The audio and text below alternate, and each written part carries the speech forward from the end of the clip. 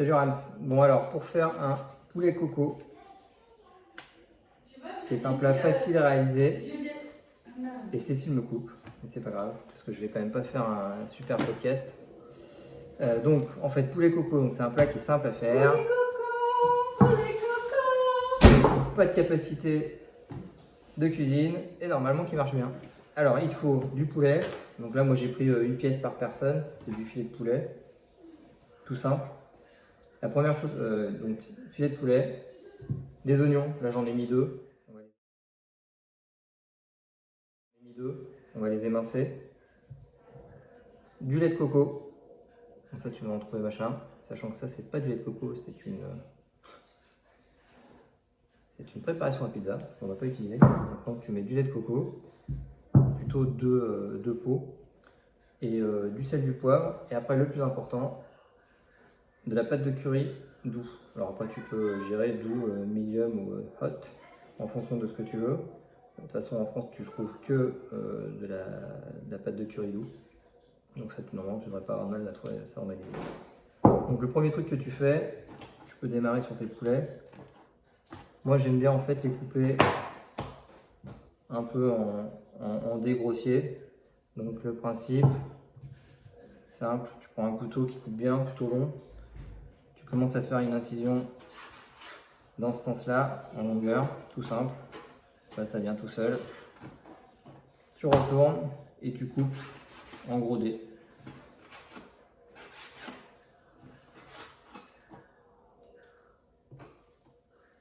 Alors, donc voilà, j'ai fini de couper mon poulet en dés. On va le réserver donc, dans un plat.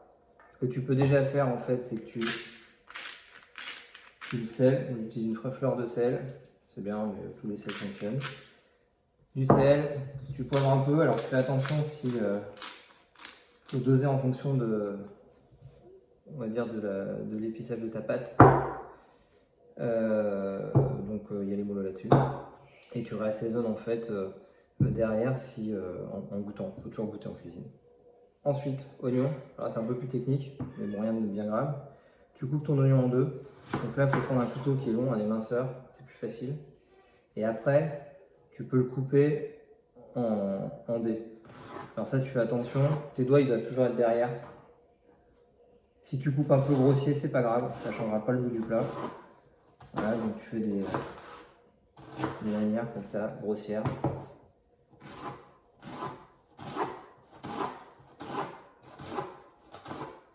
Hop, donc ça c'est fait, et pareil on les met dans un plat. Donc passage en cuisson, donc tu vois on a notre poulet, nos oignons émincés, je suis pas très organisé mais voilà. Nos blocs de lait qui sont prêts, lait de coco, toujours avec la pizza, il faut que je change.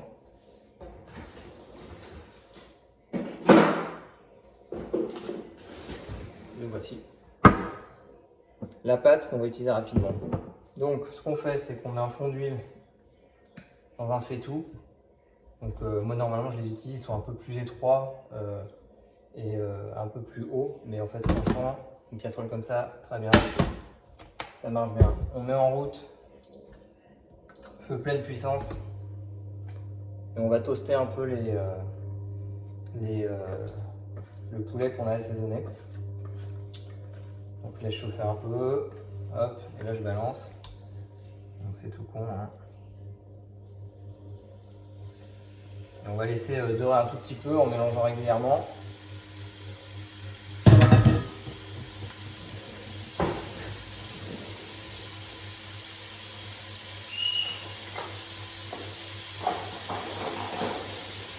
Donc là c'est pas très complexe, hein.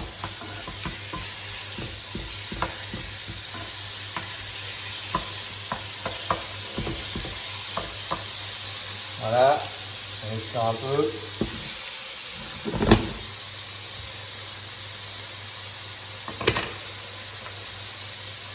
Et après on va rajouter ces oignons. Donc on laisse faire un peu là.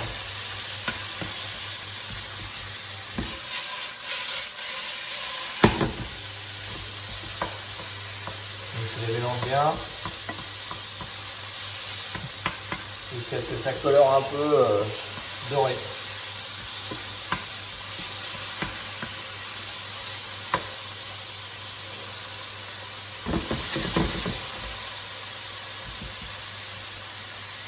Donc à feu vif.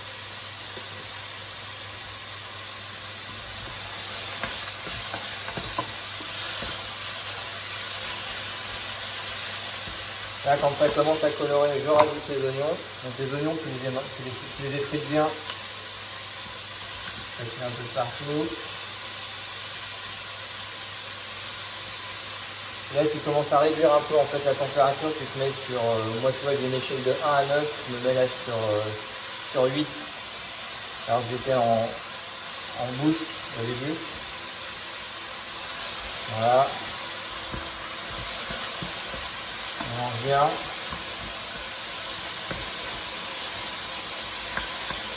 Et là, ce qu'on va faire, c'est qu'on va prendre une grande cuillère à soupe. T'as ta pâte. Donc là, au début, c'est pareil. Le principe, c'est de tester un peu en goûtant. Donc tu mets, moi, je mets 2 bonnes cuillères de doux comme ça. Je démarre là-dessus. Là, tu mélanges bien.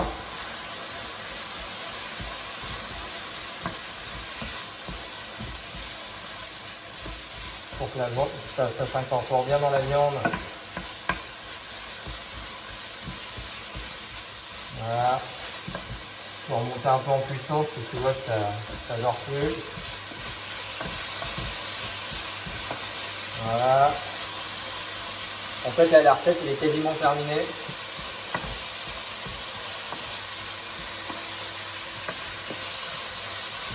Et après, ce que je fais, moi, c'est que derrière, en fait, on va rajouter du lait de coco dedans et il va falloir mijoter. Donc là, tu vas gérer une cuisson entre 6 et 8 sur la plaque et tu descends en fait si ça accroche. Donc il faut mélanger régulièrement. Le mieux, c'est de le faire dans un faitout anti-adhésif comme celui-ci. Donc là, tu vois, on commence à bien colorer. Et donc, en fait, ça, tu peux rectifier avec, quand tu auras mis ton lait de coco, tu laisses mijoter un peu, tu goûtes. Et après, tu redoses en remettant une petite dose, en mélangeant bien derrière pour la fin de cuisson. Là, la recette elle est quasiment terminée. On prend son lait de coco. On ouvre. On met dedans. Alors, tu vois là, grosso modo, moi j'aime bien les cuissons qui sont un peu avec du jus. Mais parce que j'aime bien le servir dans un bol en fait. Derrière, je trouve ça assez sympa avec un riz. Tu peux faire, vous avez des riz super, quoi. Tu peux faire une composition de riz à côté. Donc tu vois, c'est tout con. Hein. Et je mets en fait quasiment à hauteur le lait de coco. Parce que le principe après, c'est que ça mijote un peu. Voilà, donc je mets quasiment 2 boîtes en fait. Parce que je l'aime bien un peu en soupe. Et là, tu vas laisser cuire ça, tu laisses remonter en température. Dès que ça commence à faire de l'ébullition, tu descends et tu laisses mijoter derrière, je sais pas moi, 20 minutes quoi, à feu moyen, donc 6 à peu près, 6-7. Il faut que ça réduise en fait tout doucement et puis que le lait de coco en fait s'incorpore dans les aliments. Et après derrière, tu goûtes et tu remets un peu de sauce curry. Après, ce que tu fais, c'est que, genre, si tu te mets un timing de 20 minutes à peu près, de toute façon, il faut goûter en cuisine, quoi. Tu goûtes un petit morceau de viande, etc. et tu vois en fait si c'est bien. Donc là-dessus, l'avantage, c'est que vu que c'est une cuisson qui se fait en progression lente, si tu goûtes souvent, tu arrives au résultat que tu veux, quoi. Tu peux pas te tromper. Et donc, en fait, tu laisses cuire ça tranquillement, tu rectifies. Et derrière, en fait, 5 minutes avant, tu peux rajouter en fait des raisins secs si tu veux et des noix de cajou. Alors moi, j'ai trouvé que des raisins secs, je les rajouterai après derrière. J'avais pas de noix de cajou, mais tu peux rajouter aussi des noix de cajou, ça te donne un peu de craquant. Il faut les mettre plutôt sur la fin,